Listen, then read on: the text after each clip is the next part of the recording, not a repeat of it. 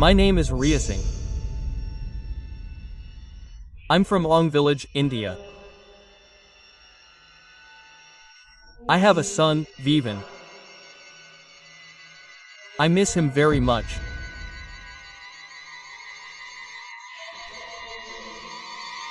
I haven't seen him for a long time because I passed away.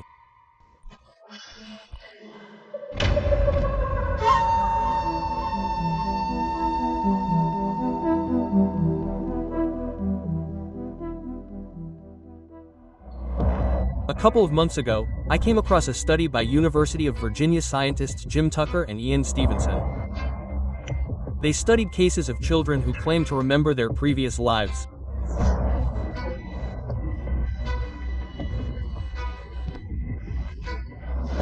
And the main facts about past lives were confirmed.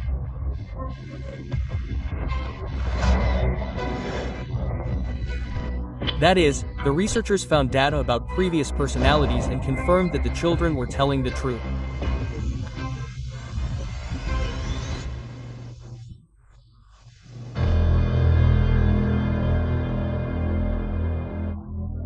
This is pseudoscience. The U.S. National Science Foundation classifies belief in reincarnation as one of the most widespread pseudoscientific misconceptions. I've repeatedly said that I don't believe in all this because it seems to me that in each of the described cases there are unaccounted facts. However, I told some stories that could not be explained, posted a video on YouTube, and was shocked.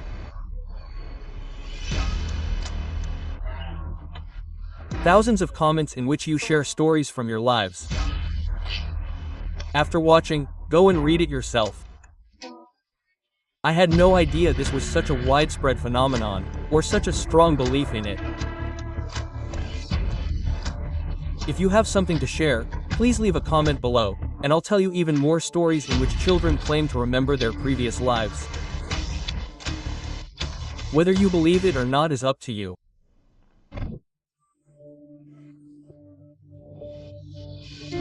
Dr. Jim Tucker received a letter from a family in Glasgow. 5-year-old Cameron claimed to his mother, Norma, that he had another mother, and that she lived on Bar. Bar is an island off the west coast of Scotland. At the time, about 1,000 people lived there.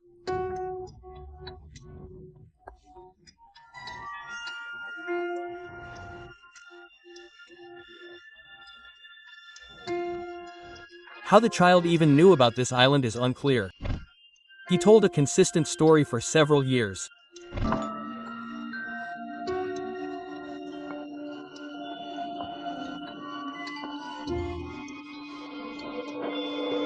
Researchers organized a group with Dr. Tucker and the boy's family. They wanted to take him to the island and see what he would say there. Dr. Tucker met with Cameron's family. Norma, the child's mother, said that Cameron began talking about his second family on Bar around the age of 2.5. He would say, "I want to go to the bar with my other family." And he was completely adamant.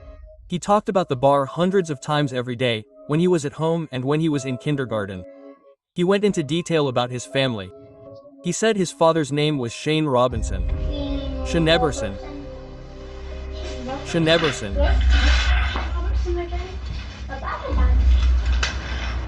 He said his father died. He walked off the sidewalk and was hit by a car. Cameron even said the color of the car was green. He said he had 3 brothers and 3 sisters, that the family lived in a white house that was much larger than the one he lived in with a normal. That house had several toilets. He talked a lot about what he did at the bar. He said he swam in rock pools, went to the beach, played with friends. Cameron never said he was an adult. Even in a previous life, he described himself as a child, and he never said he died. Instead, he said he failed. Failed and ended up with a normal. Another interesting and important detail. Cameron said he'd been at the bar watching planes land on the beach. He spoke excitedly about his other family, giving many details. Dr. Tucker, Cameron, and his mother went to the bar. And very quickly, their first surprise hit them.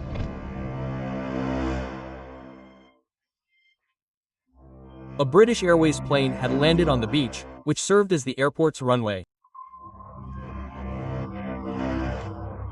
This airport is the only one in the world where scheduled flights use the beach as a runway. How could the boy know this? It's unclear. Why? He beamed and said he was happy to be back here. The group immediately went to the Heritage Center to meet with a local historian. He listened to the boy's story.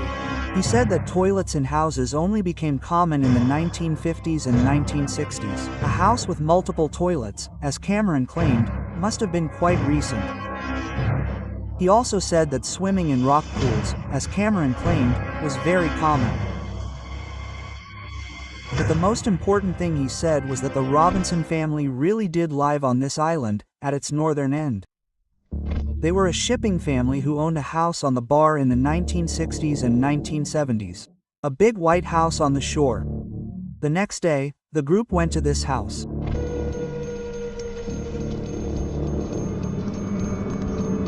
The current caretaker let them inside. Dr. Tucker writes in his book, "As we walked through the house, Cameron acted as if he knew it. As we sat by the fire, Cameron looked very sad. Norma asked if he missed his mother. He nodded and pressed his head to her chest." So, despite the fact that the original identity could not be found, Cameron did indeed give a lot of precise details that are completely incomprehensible. But this story has one very, very big drawback. Television. The entire trip to the bar was filmed as a report for a television show. A show about extraordinary phenomena. For example, Jim Tucker writes in his book, "When I contacted a local historian, I quickly learned that the television crew had spoken to him earlier when they were reconnoitering the island, and he already knew we were looking for Shane Robertson." Well, you decide for yourself. Cameron really does remember his past life, and the television crew was simply conducting an investigation. Or Cameron learned about his past life from the program editors. Some psychotherapists claim that in many cases, problems in the current life are caused by traumatic memories from the past. But how can I find out who I was in a past life? One of the methods used by specialists is regressive hypnosis.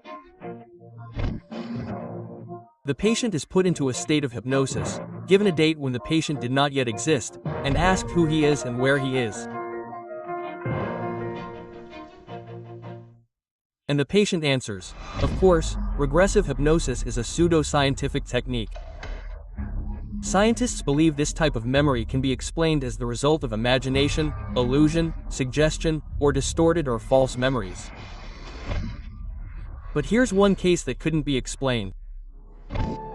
Ian Stevenson examined a 37-year-old American woman. During a regressive hypnosis session, she identified herself as Johnson Jacobi, a Swedish farmer. But the key to this story is that she began speaking Swedish. Under Stevenson's guidance, she took 2 polygraph tests, a word association test and a language aptitude test. She passed all of these tests as if she were thinking in Swedish. In general, professional psychologists consider it unethical to expose a person to traumatic memories for the purpose of memory testing. This is a Tibetan monastery. Buddhists lined up to see the child.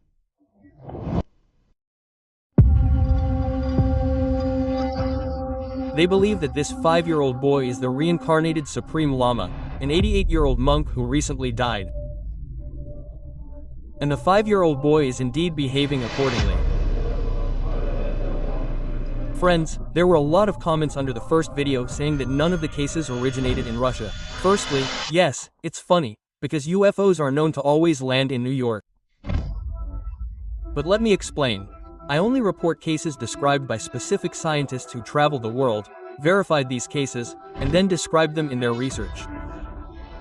I only talk about them so as not to slide completely into paranormal mysticism. I'm already on the edge with this topic. So there are no stories from Russia, but I will tell you about one Russian scientist. My main work is in fundamental psychophysiology. Alexander Kaplan, neurophysiologist, Doctor of Biological Sciences, professor in the biology department of Moscow State University. Back then, I had one interest: how the human brain works. He began studying the brain of Tibetan monks right at the moment of meditation. A unique experiment that had never been conducted before, simply because scientists were not allowed near them. Using special sensors, they study changes in blood flow in the monk's brain. A technique has recently been developed for recording blood flow or blood oxygen saturation directly in the cortex, well, from the surface of the brain. This is the cerebral cortex. When we talk about meditation, we mean a special state of the brain. And it's not something we often talk about in everyday life. It's not what's promoted on social media. Tantric meditations were long kept secret. No one was allowed into tantric monasteries. The monks there have special regulations that explain how to properly enter meditation. There are 9 levels of meditation. The first level is detachment, focusing attention. This is exactly what is practiced in Western culture, and it's just the first level. The second stage is visualization. They train their brains to recreate images as accurately as possible. Try to imagine anything. The face of a loved one. These will be certain features and vague images. The monk's goal is to visualize what they desire as accurately as possible, so that a vivid image of it appears before their eyes. The second level is already inaccessible to most monks. The third stage is dissolution. All images must slowly, gradually dissolve. Moreover, if this happens too quickly, you need to start over. I will not list all the stages. I will post them on the Telegram channel. I will only say one thing. The last, 9th stage. The last stage is called clear light. The only thing you feel is that you are present and nothing else.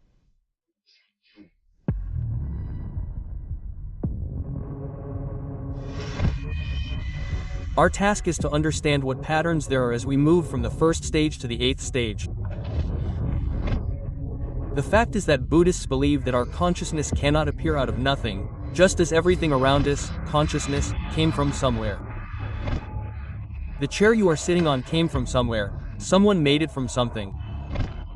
So, according to their belief, thoughts also came from somewhere and were made by someone. Hence the belief in reincarnation. A case described by Jim Tucker in his book, Returns to Life, in which the mother not only recorded her daughter's testimony but also administered the tests she passed. Olivia is a British girl whose family lived in various parts of the world. Her mother was raised Catholic, but grew up disinterested in religion. When Olivia was 2 years old, she and her mother were taking a walk, and the mother asked, "What time is it, Olivia?" "What do you think?" 7 o'clock, quote. And then she added, 1789.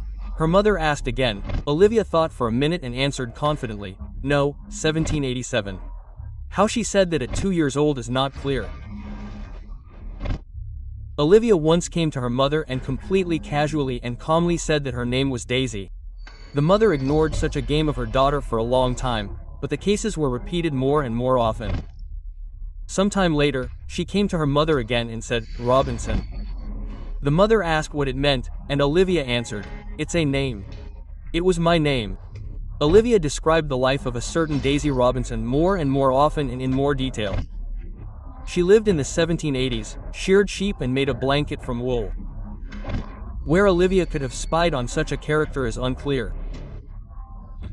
One day Olivia approached her mother when she was doing housework, pointed to the center chest and said, "All the air has gone out of here." Her mother didn't understand what she was talking about. "What air?" "From here. And I died. But I don't like talking about it." She became sad, turned around and left the room. Her mother was in shock. Olivia had never had any contact with death in her life. "I was 30 years old when I died. 30 years old. And I died because I didn't eat anything." At some point, the mother herself began to believe that her daughter was talking about her past life, as if she was already trying to make logical connections herself. For example, she began to think that her daughter's insatiable appetite since birth could be explained by the hunger she experienced in a past life. Guys, here's a great excuse for you. Eat at night. In a past life, you were hungry. One day, waking up after a nap, Olivia, sitting on her bunk, began talking about her life in the 1880s. Her mother questioned her for a long time, trying to find out some details and catch her on the crow's nest. Well, or where she was from takes all this information. The mother asked Olivia if she knew any songs that she was listening to at the time. The daughter immediately said, "London Bridge is Falling Down." It's her favorite song. If you now type, "London Bridge is Falling Down," into YouTube, you will hear a children's song. But the events described in the book are from the beginning of the 2000s. That is, YouTube may not have existed yet. The mother began looking for information about this song, and it turned out that the words of an early version appeared in the songbook around 174. Another time, the daughter said that her mother's name was Kitty. Olivia's stories about her past life stopped at about 3 years old. Her mother thought that was it. The daughter was simply tired of this game. But no, when Olivia turned 4, their dog died. The daughter's reasoning at the time was so strange that the mother wrote it down on paper. Olivia wondered if the dog would come back as another dog again. I've seen things like that. First, you spend a little time dead, for example, for several weeks or several months. The mother asked if this had ever happened to her. The daughter answered in the affirmative. When the mother asked where she was after death, Olivia replied that she did not exist. It is difficult to explain. It was as if she dissolved into thin air, crumbled to dust. She said that it was not scary. And when she crumbled, she met other people. The mother asked if she was afraid of death now. Olivia answered that no. She is not afraid, but the thought of death makes her sad, because she just likes being on Earth. When they talked about Daisy's life, Olivia said that she lived in a small town. She did not remember its name, but she remembered that it was in England. The mother with a straight face asked, "Is there a McDonald's there?" Olivia laughed and said that it had not been invented yet. She said that there were not even cars. Everyone moved on horses. Olivia then named one detail. She remembered that the money that was used then had a king on it. The coins were jagged at the edges and very flat. Then the mother decided to test her daughter. She examined English coins from 1787. They all had a picture of King George II. They really did have jagged edges and were flatter than modern coins. She decided to show Olivia the various coins she had photographed. There were 52 photographs in total, ranging from ancient Celtic and Roman coins to modern ones. She asked Olivia if any of the coins were unfamiliar to her. Olivia immediately pointed to the shilling of George II, 1787. She pointed to 3 other coins that she said she remembered. All of them were coins of George II. How a 5-year-old girl could do this was not clear. As I have already said, Buddhists they believe that our consciousness cannot come from nothing. That is, consciousness literally exists in our real world. But what is reality? Look around. Everything you see is not reality. The human eye is an organ created by evolution, by nature. And it sees exactly as much as nature needs for a person to continue to exist, nothing more. A person does not see electromagnetic waves, X-rays, radiation, and so on, but devices see, which means that all this exists in the real world. Can you imagine this?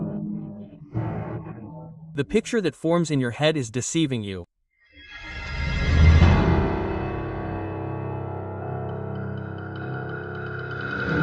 Our sensors do not record everything.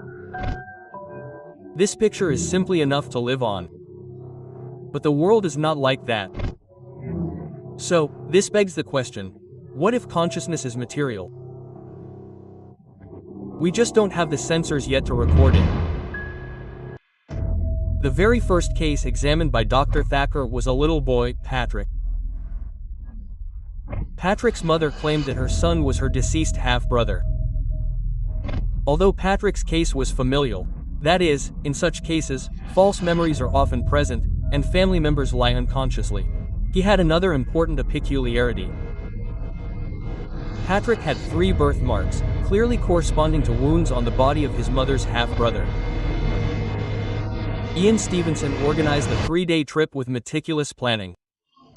On the first day, a long interview with the family. On the second day, another interview to cover questions that had been missed. The third day, interviews with other people involved in Patrick's life. Dr. Tucker writes in his book how he and Ian Stevenson arrived at Patrick's house and sat in the living room with his mother, Lisa. Ian took a tablet and a tape recorder from his bag and began by asking Lisa about her late son, whose life Patrick seemed to be reminiscing about. Ian asked her to start with the moment her son first became ill. And in an even voice, she began the story. His name was Kevin. He was born 20 years ago. Lisa, a young mother, and Kevin were doing well until, at 16 months, Kevin began limping. At first, it was irregular, but after 3 weeks, he was limping constantly. Lisa took him to the doctor. Kevin was hospitalized for 3 days and underwent various tests. An X-ray showed fluid in his left hip joint. The doctor then thought it might be infected. Kevin was still limping when he was discharged. And just 2 days later, at home, he fell and broke his leg. The little one was put in a cast, but it was so painful that it had to be removed after 3 days. By this time, he refused to leave the house at all due to severe pain. Lisa took him to another doctor, an orthopedic surgeon. He ordered more X-rays, and they showed destruction of his leg in 2 places. Kevin was hospitalized again. For a long time, no one could understand what was happening to him, why he was sick. No one could diagnose him. Finally, at another hospital, the doctors diagnosed neuroblastoma, a cancer that begins in nerve tissue somewhere in the body and then spreads to other places. Then there was chemotherapy and radiation therapy. And Kevin did not overcome the disease. Lisa continued to live after Kevin's death, went out married and gave birth to a daughter, Sarah. The couple divorced 4 years later. She then remarried and gave birth to a second son, Jason, and then Patrick. At birth, Patrick's left eye was slightly hazy. This is corneal leucoma. Patrick is virtually blind in his left eye. Just like Kevin was blind in that eye at the very end of his life. Further, Kevin had a lump above his right ear, exactly in the spot where Kevin's tumor was biopsied. Ian Stevenson, upon examining the child, confirmed that the lump was indeed there. One of the most inexplicable features of this case was that Patrick limped. He had an unusual gait. He swung his left leg. This was consistent with the way Kevin walked, as he had to wear a brace after he broke his leg. Scientists asked Patrick to walk across the room several times, and he still limped at the age of 5. And most importantly, he had no medical reason for it. When Patrick was at age 4, he began to talk about Kevin's life. The first thing he said was that he wanted to go to his other house. Lisa asked, "Why?" And the boy replied, "Don't you remember? I left you there." Lisa asked Patrick what their house looked like. And he answered accurately, "Chocolate and orange." The house really was orange-brown, but Patrick had never seen it. One day, when Lisa was getting ready for work, Patrick asked her if she remembered when he had surgery.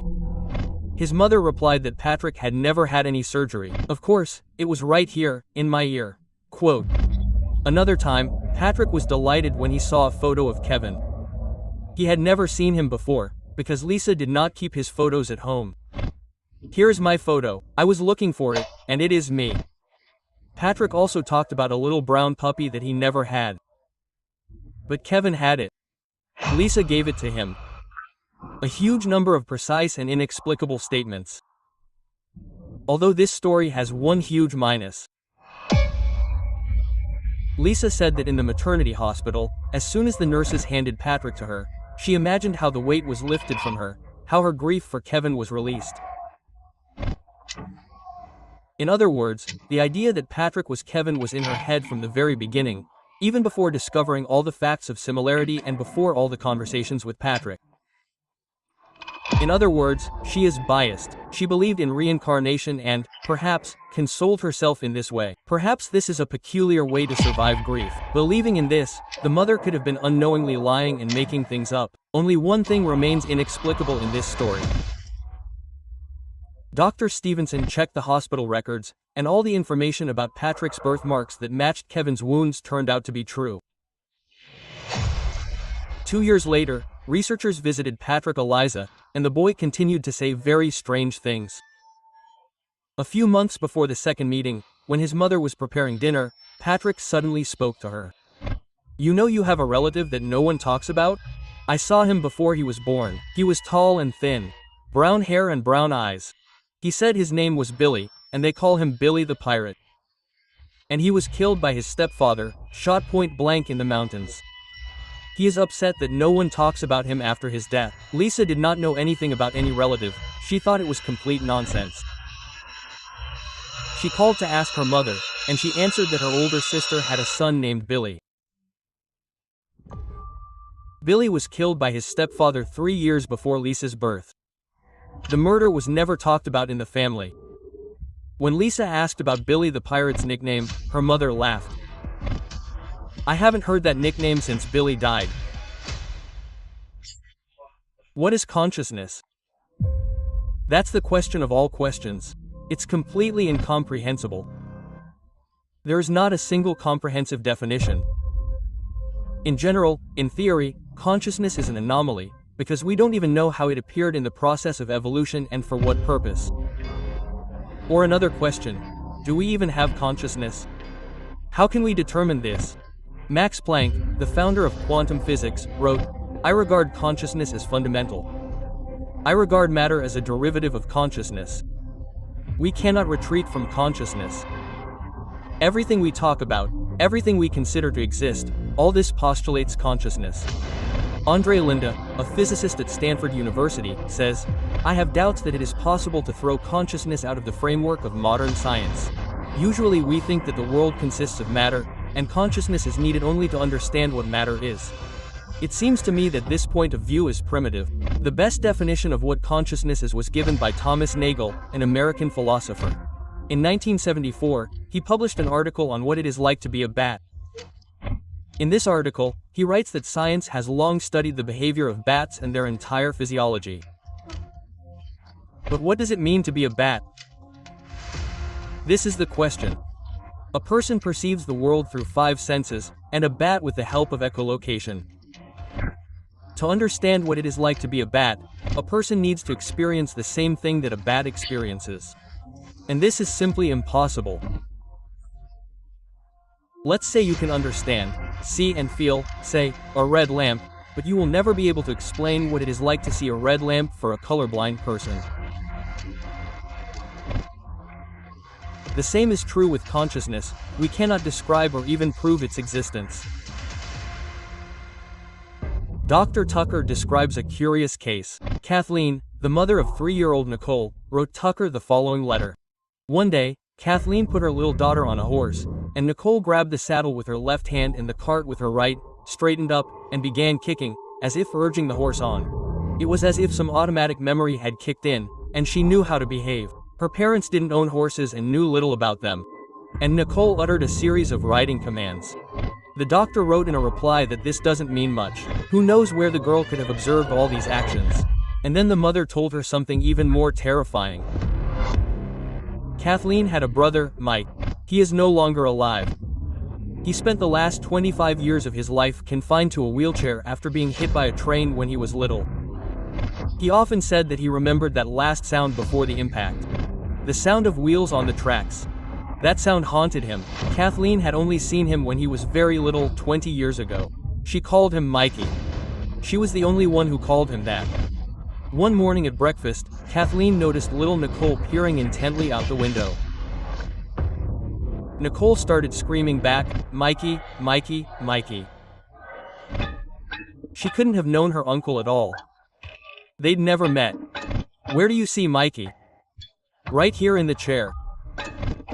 When Nicole was 3, her mother asked her if she'd ever seen Mikey. "No, but I remember him."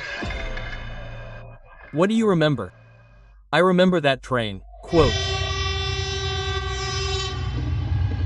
Kathleen was terrified. They never talked about the accident. Nicole said she remembered the sound of the wheels. After a while, Nicole started talking about her home. She claimed to live on C Street. She said she lived there with her father, sisters, and best friend. She was the middle of 3 sisters. She also talked about her father, who cut branches off trees, chopped down large old trees, and floated them on the water. She kept saying that the house on Nye Street had burned down. Then she asked her mother if she could take her home to C Street. She talked a lot about the fire there, but she didn't die in it. When Nicole was 5 years old, the family visited a gallery in a neighboring town. Nicole noticed a black handmade box with a speaker horn on top. She suddenly stopped and said, "Wow, I haven't seen one of those in years." Kathleen asked if Nicole knew what it was, and she replied, "Yes, Mom, it's a record player. We had one." Quote. For the next 20 minutes, Nicole hummed the songs she claimed to be listening to from the player. How could the girl know what a horn-driven phonograph was? It was unclear. Dr. Tucker began searching for a town that fit the description. A coastal town where residents were engaged in logging and log melting. A big fire in the town, and they found a suitable town, as close as possible. Virginia City, Nevada. Nicole's family, along with Dr. Tucker, went to Nevada. Virginia City was a thriving town in the 1800s. It was a mining town. Those days are long gone, and the town's population is less than 1,000. However, it is still a tourist attraction. When the group arrived in the town, Dr. Tucker quickly learned that the center of activity in Virginia City is C Street. Throughout, Nicole was silent throughout the entire visit. She didn't want to discuss any details, especially with her parents. Nicole showed emotion only once. When their plane took off from the airport, they flew home.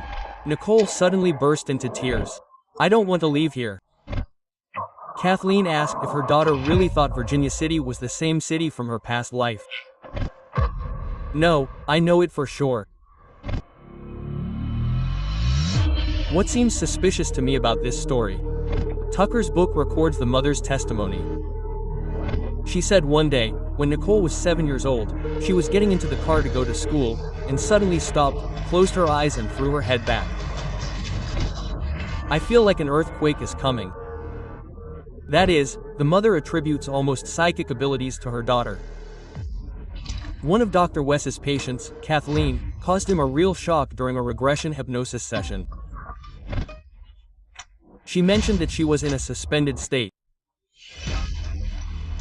And most importantly, she said that she saw Dr. Wes's father and his son. "Your father is here and your son is a small child.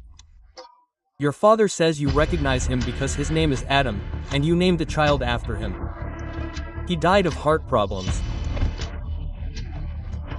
The patient knew details of the doctor's personal life, but she didn't know anything about the doctor losing his first child. His name was indeed Adam, and he died at the age of 23 of heart problems. Another study by Stevenson concerns a Burmese girl, Mawintar.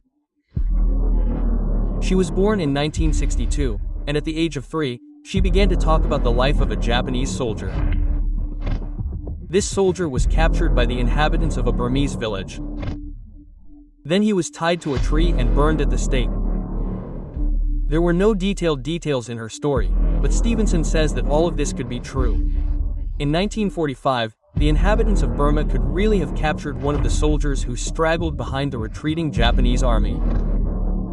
And burning at the stake was a really used execution then. Mawintar demonstrated traits that are not typical of a Burmese girl. She liked to keep her hair short and loved to dress in men's clothing. Later, she was even forbidden to do so. She gave up spicy foods in favor of sweets. Mawintar rejected the Buddhism professed by her family. It got to the point where she called herself a foreigner. Perhaps in this case, the researchers are conflating the right factors, but one thing remains unclear. The strangest thing here is that Mawintar was born with severe congenital hand defects. There was webbing between her middle and ring fingers. These fingers were amputated when she was only a few days old. The remaining fingers had rings, as if they had been tightly compressed. Her left wrist was also encircled by a ring consisting of 3 separate indentations. All of these defects were remarkably similar to burns left by the rope with which a Japanese soldier was tied to a tree before his execution. What happens after death? One of Yan's cases, Stevenson, Purnima, and Konayaki, who claimed to have also been reincarnated, recalled her death. She said she floated in the air in the semi-darkness for several days. She saw people mourning her and saw her body at the funeral. She said many people were floating around. Then she saw a light, walked toward it, and came to her new family.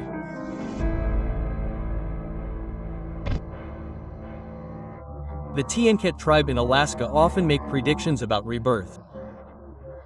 In 10 out of 46 cases, the previous life of the person made a prediction about their next reincarnation. In 8 out of 10 cases, the person named the parents as whom they wanted to be reborn. For example, a man named Victor Vincent told his niece that he was going to return as her son. It's creepy to hear. He showed her 2 scars that he had from a minor operation. He predicted that he would carry them in his next life. 8 months after he died, the niece gave birth to a boy. This boy had birthmarks in exactly those same places. There were even small round marks that resembled the vetrain of a surgical scar.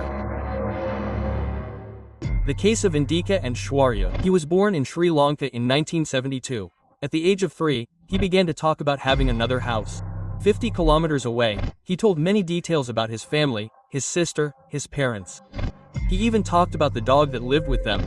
The child was brought to his birth home, and the family says that he began to address the locals by name. Both families were completely certain that the child had been reincarnated, but since this whole story is simply told from the parents' words, it is simply impossible to verify it. They could have said anything. What's interesting about this story is something else. Ian Stevenson describes how, on one of his trips, the child began to search for something around the house. He walked intently along the walls and touched them, and then discovered an inscription scratched out on the wall. It contained the name Digarshana and the year, 1965. The inscription was made when the concrete was still soft. The family, the woman who lived in this house, didn't even notice there was something scrawled there. But the child knew. This is 82-year-old Emma Michelle. When she was 4 years old, the body of her older brother Jimmy was pulled from the river. No one knew what happened to him. Everyone thought it was an accident. He just slipped and fell. Many years later, Emma's grandson was playing next to her on the floor. A bell rang outside the window. "Grandma, why are they ringing? Our neighbor is gone." "Who?" "Donald Gray. It's because of him that I died. He hired 3 people to kill me."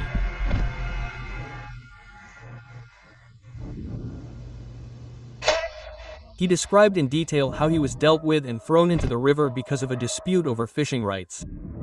Despite the fact that the child didn't even know his uncle. And one more interesting detail, the child repeated the fate of the original personality. He also died in the river under mysterious circumstances. Ian Stevenson also describes the case of a boy born with an ear defect, and with the memory of his past life.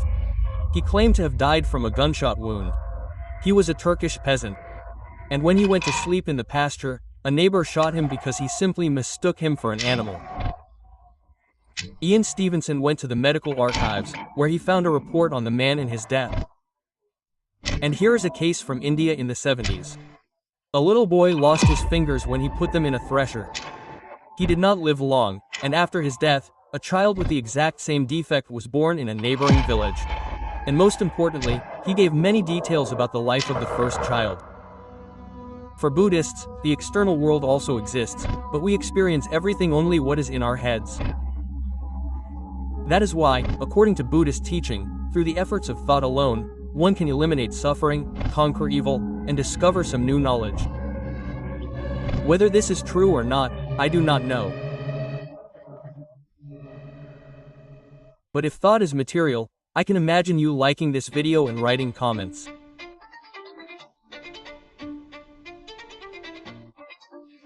And now subscribe. Thank you for watching this video. New story coming soon. Bye.